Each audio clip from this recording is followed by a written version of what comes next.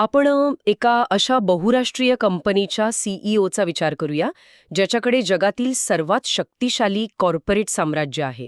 हं, एक मोठं साम्राज्य. हो, आणि अचानक अनेक वर्षांपूर्वी दिलेल्या एका शाब्दिक आश्वासनापायी त्याला आपले सर्व शेअर्स, पद, सत्ता आणि अब्जावधींची संपत्ती एका क्षणात सोडून द्यावी लागते. बापरे, आजच्या काळात हे अशक्यच वाटतं. अगदी खरंय. आणि सर्वात आश्चर्याची गोष्ट म्हणजे तो हे सर्व एका स्मित हास्यासह कसलाही विरोध न करता सोडून देतो. म्हणजे कोणत्याही प्रकारचा संघर्ष न करता. हो ना. आजच्या या अत्यंत प्रॅक्टिकल आणि स्पर्धात्मक जगात हे एखाद्या वेडेपणासारखं वाटेल, पण या स्कृतीमध्ये एक असा सक्सेस फॉर्म्युला दडलेला आहे, जो आधुनिक सिलिकॉन व्हॅलीच्या केस स्टडीजपेक्षा हजारो वर्ष जुना आहे. अच्छा, म्हणजे आपण एका खूप जुन्या संदर्भाकडे पाहत आहोत. रंजक विश्लेषणावर लक्ष केंद्रित करणार आहोत. आणि मला इथे आधीच स्पष्ट करायचं आहे की ही कोणतीही धार्मिक किंवा राजकीय चर्चा नाहीये. हो, हे सांगणं खूप महत्वाचं आहे. आपण कोणत्याही एका विचारधारेची बाजू घेत नाही आहोत. अगदी बरोबर. आपण यातील घटनांकडे एक आदर्श जीवनाची ब्लूप्रिंट आणि आजच्या काळातील लीडरशिप मास्टर क्लास म्हणून पाहणार आहोत. एका व्यक्तीच्या जीवनातून आपण व्यवस्थापन, लवचिकता आणि संघमांडणीचे उत्कृष्ट धडे कसे घेऊ शकतो हे आपण आज उलगडून बघूया. अगदी तंतोतंत. आणि या चर्चेचा सर्वांत रंजक पैलू हाच आहे की जेव्हा आपण या प्राचीन कथांमधील रूपके आणि आख्यायिका बाजूला काढतो, तेव्हा मानवी स्वभाव, कॉर्पोरेट किंवा कौटुंबिक राजकारण आणि आव्हाने. हो, ही नेतृत्वाची आव्हानं आजही तशीच आहेत हे प्रकर्षाने जाणवते. हे विश्लेषण एका अत्यंत तटस्थ भूमिकेतून या प्रवासातील जीवनमूल्यांचे आणि व्यवस्थापन कौशल्यांचे विच्छेदन करते. म्हणजे अयोध्येतील राजवाड्यापासून ते श्रीलंकेतील महायुद्धापर्यंतचा प्रवास. हो, हा प्रवास केवळ एका राजाची गोष्ट नाही, तर तो मानवी उत्क्रांतीचा, मानसशास्त्राचा आणि क्रायसिस मॅनेजमेंटचा एक अत्यंत सखोल अभ्यास आहे. जेव्हा आपण याकडे एका केस स्टडीच्या रूपात पाहतो, तेव्हा हजारो वर्षांपूर्वी मांडलेली तत्वे आजच्या कॉर्पोरेट जगातही तितकीच लागू होतात हे स्पष्ट होतं. तर मग आपण थेट या प्रवासाच्या सुरुवातीला जाऊया. अयोध्येचा राजवाडा, राजा दशरथ आणि माता कौसल्या यांच्या पोटी जन्मलेला एक अत्यंत शांत, संयमी आणि कर्तव्यनिष्ठ असा तरुण वारसदार. हो, एक आदर्श वारसदार. पण या कथेला खरे वळण तेव्हा मिळते जेव्हा राज्याभिषेकाच्या आदल्या रात्री सर्व काही बदलते आणि 14 वर्षांचा वनवास समोर उभा राहतो. आता मगाशी आपण जे सीईओचे उदाहरण दिले ते इथे तंतोतंत लागू होते. नक्कीच, एका रात्रीत सगळं चित्र बदलतं. पण मला एक खूप महत्वाचा प्रश्न विचारायचा आहे. आजच्या आधुनिक मानसशास्त्राच्या चष्म्यातून पाहिले तर एखाद्या अत्यंत सक्षम वारसदाराने केवळ वडिलांच्या एका शब्दासाठी आपला कायदेशीर हक्क सोडून देणे हे महानता न वाटता टॉक्सिक कंप्लायन्स वाटू शकते. अच्छा, टॉक्सिक कंप्लायन्स हा शब्दप्रयोग खूपच विचार करायला लावणार आहे. हो ना. म्हणजे चुकीच्या पद्धतीने स्वतःच्या मर्यादा निश्चित करणे किंवा बॅड बाउंड्री सेटिंग वाटू शकते. एखादी व्यक्ती असा निर्णय का घेईल? यात नेमके कोणते नेतृत्व कौशल्य दडलेले आहेत? हा एक अतिशय अचूक आणि आजच्या काळाला साजेसा आक्षेप आहे. वरवर पाहता ती एक भावनिक आणि कदाचित अव्यवहार्य कृती वाटू शकते. पण इथेच अहंकार विरुद्ध कर्तव्य या तत्वाचं मूळ मेकॅनिझम समजून घेणं गरजेचं आहे. अहंकार विरुद्ध कर्तव्य म्हणजे कसं? या विश्लेषणात एक अतिशय भक्कम मुद्दा मांडला आहे की respect is greater than ego, म्हणजेच अहंकारापेक्षा आदर मोठा. पण हे घडते कसे? जेव्हा एखाद्या व्यक्तीची ओळख, तिचं मूल्य केवळ तिच्या पदावर किंवा बँक बॅलन्सवर अवलंबून असते. तेव्हा ती खुर्ची हिरावून घेतली जाताच ती व्यक्ती आतून कोसळते. अगदी बरोबर. तिचा अहंकार दुखावला जातो कारण खुर्ची गेली की तिचे अस्तित्व संपते. रामांच्या बाबतीत त्यांची ओळख अयोध्येच्या सिंहासनावर अवलंबून नव्हती. त्यांचे आंतरिक मूल्य त्यांच्या चारित्र्यात एवढे भक्कम होते की राजवाडा सोडताना त्यांचे स्वतःचे मूल्य यत्किंचितही कमी झाले नाही. अच्छा, म्हणजे थोडक्यात सांगायचे तर सत्ता आणि पद हे त्यांचे बाह्य अलंकार होते, त्यांचे मूळ अस्तित्व नव्हे. अगदी तसंच. पण तरीही हक्क सोडून देणे किंवा अन्याय सहन करणे हे नेतृत्वाचे लक्षण कसे असू शकते? म्हणजे याचा अर्थ असा होतो का की महत्वाकांक्षी असणे चुकीचे आहे? नाही, महत्वाकांक्षा असणे अजिबात चुकीचे नाही. पण अन्याय सहन करणे आणि मोठ्या उद्दिष्टासाठी तात्पुरती माघार घेणे यात खूप मोठा फरक आहे. कुटुंबात किंवा कोणत्याही मोठ्या संस्थेत एक वेळ अशी येते जिथे मी बरोबर की तू बरोबर या अहंकाराच्या लढाईत संपूर्ण संस्था उद्ध्वस्त होऊ शकते. आजकाल कॉर्पोरेट जगात हे खूप पाहायला मिळतं. हो, इथे रामांनी स्वतःच्या हक्कापेक्षा कौटुंबिक वचन आणि राज्याची शांतता यांना प्राधान्य दिले. जेव्हा आपण आपला अहंकार पूर्णपणे बाजूला ठेवतो तेव्हाच आपण परिस्थितीकडे अत्यंत स्पष्टपणे पाहू शकतो. म्हणजे आजच्या जगात जिथे लोक अगदी साध्या मतभेदांवरून कोर्टाची पायरी चढतात किंवा कंपन्यांचे तुकडे करतात, तिथे ही विचारसरणी अत्यंत क्रांतिकारी आहे. नक्कीच. रामांचा हा निर्णय कमकुवतपणाचा नव्हता, तर तो भावनिक बुद्धिमत्तेचा म्हणजेच इमोशनल इंटेलिजन्सचा सर्वोच्च आविष्कार होता. अहंकारावर मिळवलेला हा विजय त्यांना केवळ एक वारसदार न ठेवता खऱ्या अर्थाने लीडर बनवतो. हे खरोखरच एक वेगळं परिप्रेक्ष्य आहे. अहंकार बाजूला ठेवणे म्हणजे स्वतःला कमी लेखणे नसून ती एक प्रकारची मानसिक मुक्ती आहे. अगदी बरोबर. मानसिक मुक्ती. पण या मानसिक मुक्तीची किंमत खूप मोठी होती ना? राजवाडा मागे सोडल्याचा हा निर्णय आपोआपच एका नवीन आणि अत्यंत खडतर प्रवासाची सुरुवात करतो.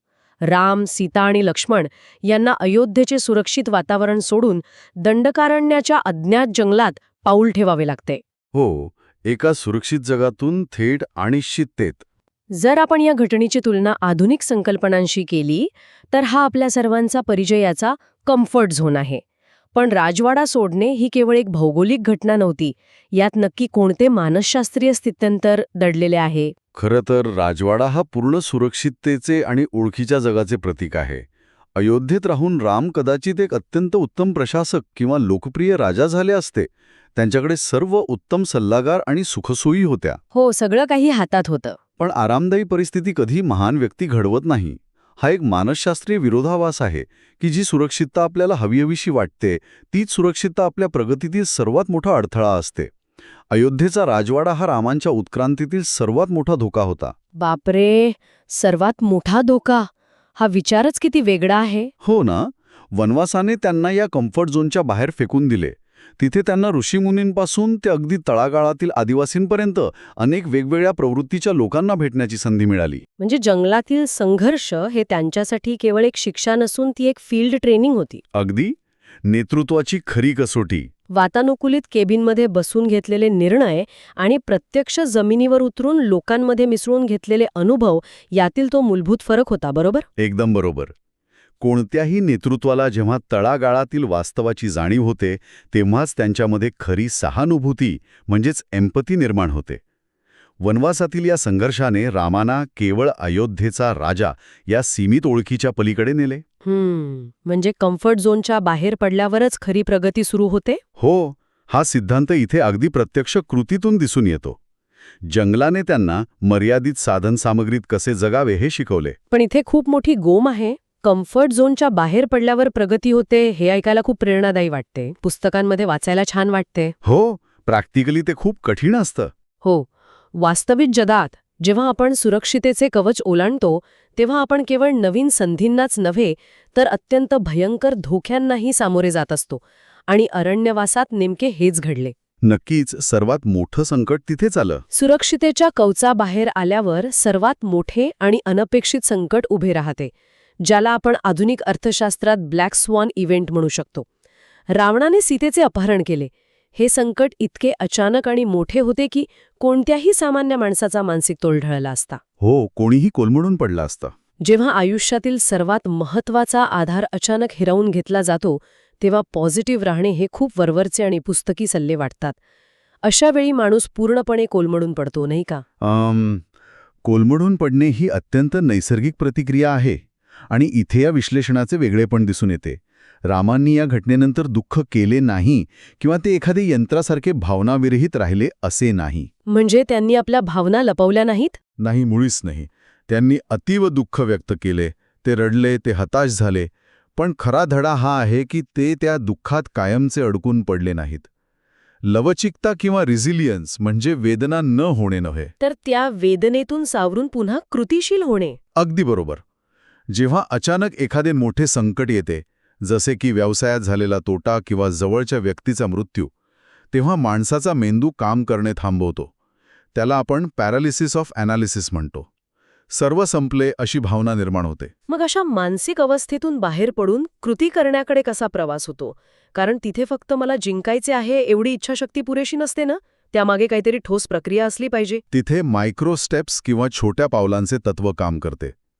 अवाढव्य संकटाकडे एकवटून पाहिल्यास माणूस खचतो, पण रामांनी या मोठ्या संकटाचे छोट्या, साध्य करण्यायोग्य कृतींमध्ये विभाजन केले. अच्छा, म्हणजे संकटाचे तुकडे केले.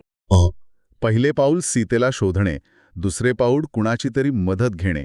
त्यांनी थेट रावणाशी युद्धाचा विचार त्या क्षणी केला नाही. संकटाचा आकार कितीही मोठा असला तरी सध्याच्या क्षणी कोणते एक छोटे पाऊल उचलता येईल यावर लक्ष केंद्रित करणे म्हणजेच खरी लवचिकता. खरंच, समस्या येतात त्या अपरिहार्य आहेत, पण त्यांना दिलेला प्रतिसाद आपण निवडू शकतो. हो, परिस्थिती नाकारण्यापेक्षा तिचा स्वीकार करून पुढील मार्ग शोधणे हेच त्यांना एका सामान्य माणसापासून वेगळे करते. हे खूपच सखोल आहे. मोठ्या समस्येला छोट्या कृतींमध्ये विभागणे. पण आता पुढचा टप्पा येतो, जो त्याहूनही अधिक आव्हानात्मक आहे. सीतेचा शोध घेण्यासाठी आणि रावणासारख्या महाबलाढ्य शत्रूचा सामना करण्यासाठी एका व्यक्तीचे प्रयत्न पुरेसे नव्हते. नक्कीच नाही. त्यासाठी एका भक्कम संघाची गरज होती. सुग्रीव आणि वानर सेनेसोबत मैत्री केली. पण जर आपण या परिस्थितीकडे आजच्या व्यावसायिक दृष्टिकोनातून पाहिले तर हे एखाद्या शून्यातून उभ्या राहिलेल्या स्टार्टअपसारखे वाटते. स्टार्टअप हे रूपक खूप छान आहे. हो ना. एका बाजूला रावण आहे, एक प्रस्थापित कॉर्पोरेट साम्राज्य ज्याच्याकडे अफाट संपत्ती आणि प्रचंड मोठं सैन्य आहे. आणि दुसऱ्या बाजूला राम आहेत, ज्यांच्याकडे ना भांडवल आहे ना सैन्य. केवळ एका प्रबळ ध्येयाच्या जोरावर त्यांनी ही वानरसेना कशी उभी केली असेल? हे स्टार्टअपचं रूपक या परिस्थितीला अगदी चपखल बसते. रावण हा असा लीडर होता जो भीती, सत्ता आणि केंद्रीकरणावर म्हणजेच सेंट्रलायझेशनवर विश्वास ठेवत होता. त्याच्या साम्राज्यात कोणीही त्याच्या विरोधात बोलू शकत नव्हते. म्हणजे केवळ आदेशाचे पालन करणारी यंत्रणा. हो, पण अशा हुकुमशाहीवर आधारलेल्या संस्था बाहेरून कितीही भक्कम वाटल्या तरी आतून अत्यंत कमकुवत असतात. तिथे कोणालाही संस्थेबद्दल वैयक्तिक बांधिलकी वाटत नाही. याउलट रामांची नेतृत्वशैली ही विकेंद्रीकरण आणि समान ध्येय यावर आधारित होती. त्यांच्याकडे साधनसामग्री नव्हती, पण प्रचंड मोठे नैतिक भांडवल होते. अगदी खरे, मोरल कॅपिटल. पण मला सांगा, केवळ नैतिकतेवर लोक जीव धोक्यात घालायला कसे तयार होतील? वानर सेनेला यात काय रस होता? त्यांनी एका अनोळखी राजपुत्रासाठी स्वतःचे प्राण का पणाला लावावेत? इथेच रामांचे ट्रान्सफॉर्मेशनल लीडरशिप दिसून येते. त्यांनी वानरसेनेचा केवळ आपल्या फायद्यासाठी वापर केला नाही. त्यांनी आधी सुग्रीवाचे प्रश्न सोडवले, त्याला त्याचे हरवलेले राज्य आणि सन्मान परत मिळवून दिला. अच्छा, म्हणजे आधी इतरांचे प्रश्न सोडवले. हो, जेव्हा एखादा लीडर आपल्या सहकाऱ्यांचे वैयक्तिक प्रश्न प्राधान्याने सोडवतो तेव्हा तो एक अतूट विश्वास निर्माण करतो. एकटे गेल्यास तुम्ही वेगाने जाऊ शकता, पण एकत्र गेल्यास तुम्ही खूप दूरवर मजल मारू शकता. हे तत्व इथे तंतोतंत लागू होते. Alone you can go fast, together you go फार. हो, त्यांनी प्रत्येक व्यक्तीच्या विशिष्ट क्षमतेला अचूक ओळखले. हनुमानाची बुद्धिमत्ता, जामवंताचा प्रदीर्घ अनुभव, अंगदाचे धाडस आणि विश्वासाची निर्मिती करण्यासाठी त्यांनी सर्वांना समानतेची वागणूक दिली. अगदी पूल बांधताना एका लहानशा खारीचीही मदत त्यांनी आदराने स्वीकारली. म्हणजेच काय तर खरा लीडर तो नसतो जो सर्व उत्तरे स्वतःच देतो किंवा सर्व कामे स्वतः करतो, तर तो असतो जो इतरांना त्यांच्यातील सर्वोत्तम क्षमता गाठण्यासाठी प्रेरित करतो. अगदी अचूक. प्रत्येकाला असे वाटले पाहिजे की या मोहिमेत आपलाही एक महत्त्वाचा वाटा आहे. रावणाच्या सेनेत सैनिक पगारी होते आणि भीतीने लढत होते, पण रामांच्या सेनेत प्रत्येक जण स्वतःच्या इच्छेने आणि विश्वासाने लढत होता. जेव्हा टीमचा प्रत्येक सदस्य ध्येयाशी भावनिकरित्या जोडलेला असतो, तेव्हा अशी टीम कोणत्याही साम्राज्याला धूळ चारू शकते. हो, हीच खरी संघबांधणी असते जी पैशाने विकत घेता येत नाही. आणि याच भक्कम संघबांधणीचा अंतिम परिणाम आपल्याला महायुद्धात पाहायला मिळतो. सत्य विरुद्ध असत्य या अंतिम संघर्षात सत्याचा विजय होतो. पण जेव्हा आपण म्हणतो की सत्याचा नेहमी विजय होतो, तेव्हा ते खूप क्लिष्ट आणि कधीकधी अवास्तव वाटतं. हो, आजच्या काळात हे खूप आयडियालिस्टिक वाटतं. हो ना, केवळ आपण खरे आहोत म्हणून विजय मिळत नसतो. त्यामागे काही ठाम मूल्य आणि रणनीती असावी लागते.